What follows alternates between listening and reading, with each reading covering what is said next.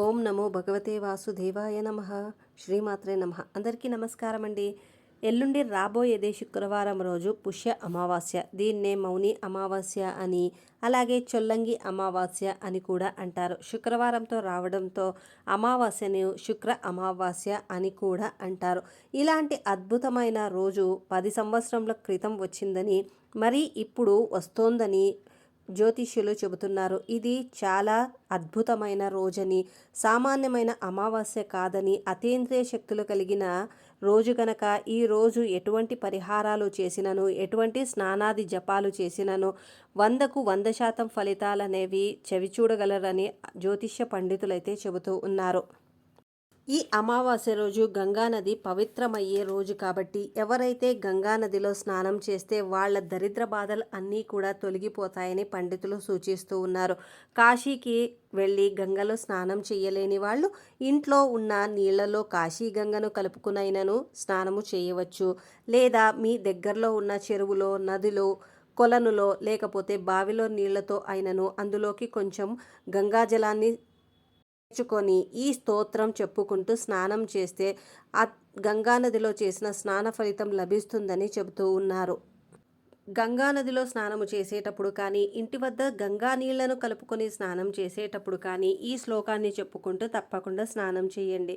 గంగైచ యమునై చైవ గోదావరి సరస్వతి నర్మదే సింధు కావేరి జలేస్మిన్ సన్నిధిం కురు అంటే ఈ సకల నదుల యొక్క సమ్మేళనంతో మీరు స్నానం చేసిన ఫలితాన్ని పొందవచ్చు.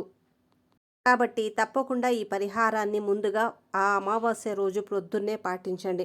ఈరోజు చాలా వరకు ఉపవాసం ఉండడము, మౌనవ్రతం పాటించడము చాలా ఉత్తమం. శివుడికి, శనిదేవుడికి పూజ చేయడం వల్ల సత్ఫలితాలు లభిస్తాయి.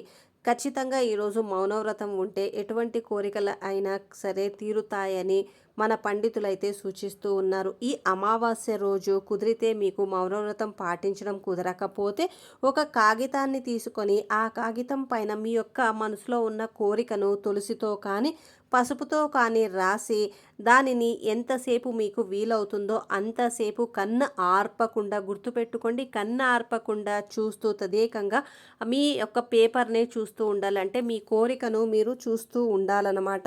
అలా చూస్తూ ఎంతసేపు అయితే మీకు కుదురుతుందో అంతసేపు చూస్తూ కన్ను ఆర్పే సమయానికి ఆ పేపర్ని మీ అరచేతులలోకి తీసుకొని ఆ ప్రకృతి మాత అయిన లక్ష్మీదేవికి లేదా ప్రకృతికి మొక్కుకొని మీ యొక్క మనసులోని కోరిక నెరవేరాలి అని తలుచుకొని ఆ పేపర్ను మడిచి మీ ఇష్టదైవమైన ఏదైనా దైవం ఫోటో వెనక పెట్టేసేయండి.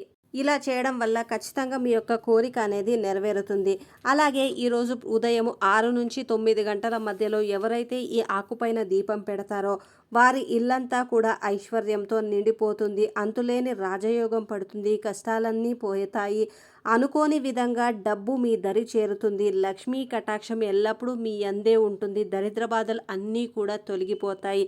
ఖచ్చితంగా ఈ పరిహారాన్ని ఎవరైతే చేస్తారో 6 నుంచి 9 గంటల లోపే ఖచ్చితంగా వాళ్లకు అష్ట ఐశ్వర్యాలతో తులతూగుతారనడంలో ఎటువంటి సందేహము లేదు. మరి ఆ పరిహారం ఏమిటి అని తెలుసుకోబోయే ముందు ఒక చిన్న విన్నపం అండి. వీడియో నచ్చితే దయచేసి ఒక లైక్ చేయండి. అలాగే మీ ఫ్రెండ్స్ అండ్ ఫ్యామిలీకి షేర్ చేయడం మాత్రం అస్సలు మర్చిపోవద్దు. ఈరోజు ప్రొద్దున్నే స్నానం చేసుకున్న తర్వాత ఇంట్లో దీపాది కార్యక్రమాలు అన్నీ కూడా నెరవేర్చుకుంటారు కదా. ఆ సమయంలోనే మీరు ఒక తామరాకును తీసుకొని దానిని శుభ్రంగా కడిగి లేదా మంచిగా తడిపట్ట పెట్టి తుడిచేసి దానికి మంచిగా ఇరువైపులా అన్నీ కూడా ఈ విధంగా ఇప్పుడు ఫోటోలో చూపించినట్టుగా బొట్లు పెట్టి అమ్మవారి ఫోటో ముందు పెట్టుకొని దానిపైన ఒక ప్రమిదను పెట్టి నువ్వుల నూనెతో కానీ మీరు వాడే నూనెతో కానీ దీపారాధన అనేది చేసుకోవాలి. ఇలా చేయడం వల్ల ఆ లక్ష్మీదేవి యొక్క కటాక్షం ఖచ్చితంగా మీ యందు ఉంటుంది. లక్ష్మీదేవికి తామర పువ్వన్న తామర ఆకన్నా కూడా చాలా ఇష్టము కాబట్టి ఆ లక్ష్మీ అనుగ్రహం కలుగుతుంది. అమ్మవారు ఉండేది కూడా తామర ఆకు పైన తామర పువ్వు పైనే కాబట్టి ఇలా మీకు తామరాకు దొరకని ఎడల తమలపాకు పైన కూడా ఈ పరిహారాన్ని అనేది చేసుకోవచ్చు. కంపల్సరిగా 6 నుంచి 9 లోపు మాత్రమే ఈ పరిహారాన్ని చెయ్యాలి. అలాగే ఈ అమావాస్య రోజు ఖచ్చితంగా ఒక 3 వస్తువులు మీరు ఇంటికి తెచ్చుకోవడం వల్ల కూడా లక్ష్మీ అనుగ్రహము కలుగుతుంది. అలాగే మీ ఇంట లక్ష్మీ స్థిర నివాసం ఏర్పరచుకుంటుంది. ఆ 3 ఏమిటి అనేది ఇప్పుడు మనము ఈ వీడియోలో తెలుసుకుందాం. ఆ రోజు ప్రొద్దున్నే మీరు ధూపదీప నైవేద్యాలు అన్నీ సమర్పించుకున్న తర్వాత మొదటగా డబ్బు ఖర్చు పెట్టే విషయం వస్తే మొదటగా ఈ వస్తువులనేవి తెచ్చుకోండి. అందులో ఒకటొచ్చేసి రాళ్ల ఉప్పు. రాళ్ల ఉప్పు మనందరికీ తెలుసు, లక్ష్మీదేవికి చాలా ప్రీతికరమైనది. రాళ్ల ఉప్పుతో ఎటువంటి పరిహారాలు చేసినను అవి సత్ఫలితాలు ఇస్తాయి. కాబట్టి ఈ అమావాస్య రోజు ఉదయమే మీరు ఒక పైసా బయటికి వేరే వాటికి వెళ్ళక ముందే ఉప్పు అనేది తెచ్చి ఇంట్లో పెట్టుకోవాలి. ఒకవేళ ఉప్పు తెచ్చుకోనకడానికి వీలు కాకపోతే ఆ రోజు మినుములైనా సరే తెచ్చుకోవచ్చు. నల్ల మినుములైనా తెల్ల మినుములైనా ఏవైనా సరే మీరు తెచ్చుకోవచ్చు. ఇలా చేయడం వల్ల కూడా మీకు లక్ష్మీ అనుగ్రహం కలుగుతుంది. ఖచ్చితంగా ఈ ఉప్పును మీరు వంటల్లో వాడుకోవచ్చు. వేరే వాటికి ఉప్పు దీపానికి సరే, దిష్టి తీసుకోవడానికి ఏమిటికైనా సరే ఈ ఉప్పును అనేది నిస్సంకోచంగా వాడుకోవచ్చు. మినుముల్ని కూడా ఇంట్లో వాడుకోవచ్చు. ఇక మూడవది తెచ్చుకోవాల్సిన ముఖ్యమైన వస్తువు అంటే స్ఫటిక. స్ఫటిక అనేది చాలా మంచిదండి. ఇంటికి నరదిష్టి నరఘోష ఉంటే తప్పకుండా ఈ స్ఫటికను మన ఇంటి గుమ్మానికి కట్టుకోవడం వల్ల అది తీరిపోతుంది. కాబట్టి ఇంతటి పవిత్రమైన స్ఫటికను ఈ అమావాస్య రోజు తెచ్చుకొని దానిని ఎర్రటి గుడ్డలో కట్టి ఇంటి సింహద్వారం పైన మీరు తగిలేసుకోవడం వల్ల మీకున్న నరదిష్టి నరఘోష అంతా కూడా తొలగిపోయి సకల శుభాలు మీ ఇంట్లో నెరవేరుతాయి. తప్పకుండా ఈ మూడిట్లో ఏదైనా సరే మీకు అనుకూలాన్ని బట్టి తెచ్చుకొని ఇంట్లో వాడుకోవడం ప్రయత్నం చేయండి. చాలా మంచి జరుగుతుంది. అలాగే ఈ అమావాస్య రోజు కొన్ని దానాలు ఇవ్వడం వల్ల కూడా లక్ష్మీదేవి అనుగ్రహం కలుగుతుంది. అందులో ఒకటొచ్చేసే బియ్యం. ఎవరైనా పేదవాళ్లకు, అన్నం లేని వాళ్లకు బియ్యాన్ని తప్పకుండా పంచిపెట్టండి. లేదంటే బ్రాహ్మణులకైనా సరే ఇవ్వండి. రెండవది వచ్చేసి దుప్పట్లు. ఎవరైనా చలికి బాధపడుతూ ఉండే వాళ్లకు, అవసరంలో ఉన్న వాళ్లకు దుప్పట్లు పంచిపెట్టడం వల్ల కూడా చాలా మంచి జరుగుతుందని జ్యోతిష్య శాస్త్రంలో జ్యోతిష్య పండితులు చెబుతూ ఉన్నారు.